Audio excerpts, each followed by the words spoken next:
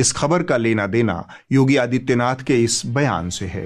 अपने बच्चों को ये लोग पढ़ाएंगे इंग्लिश स्कूलों में, और दूसरे के बच्चे के लिए अगर वो सुविधा सरकार देना चाहते हो, कहते नहीं उर्दू पढ़ाओ इसको, यानी उसको मौलवी बनाना चाहते हैं, कठपुतला पर जोड़ के इसको ले जाना चाहते हैं। इस बयान के बाद हिंदी के ऊपर पैदा हुए भयानक संकट से निपटने के लिए चित्रा त्रिपाठी ने कमान संभाली।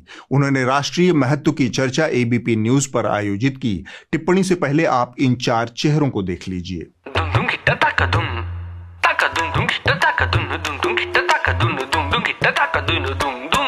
ये चारों एक ही विचार परिवार यानी दक्षिणपंथी कुनबे के सदस्य हैं। इनके मुकाबले में एक अकेले समाजवादी पार्टी के राजकुमार भाटी को उतारा गया था।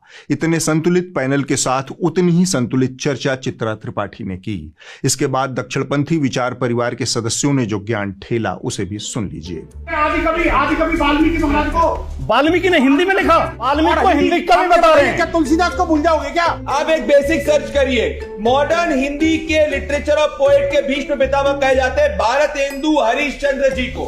दक्षिणपंथी विचार परिवार वालों की यही ताकत है, झुंड बनाकर लिहो लिहो करना, अपनी जाहिलियत का इजहार भी पूरी थेथरई और बेशर्मी से करना।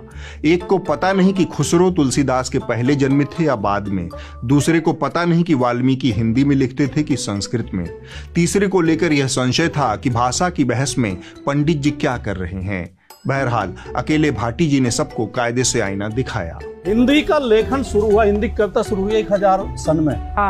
भारतेंदु हरिश्चंद्र 1850 में, वो भारतेंदु हरिश्चंद्र को पहला कवि बता रहे हैं। वाल्मीकि हुए सदियों पहले संस्कृत के कवि हैं, वो हिंदी का कवि बता रहे हैं। हिंदी में कविता ही 1000 शताब्दी से शुरू हुई है, 1000 सन से। चित्रा जी, इन्होंने कुछ पढ़ा नहीं है। चित्रा त्रिपाठी पहले भी कई बार अपने पार्टी प्रेम के चलते इस तरह की एक तरफा बहसें आयोजित करती रही हैं।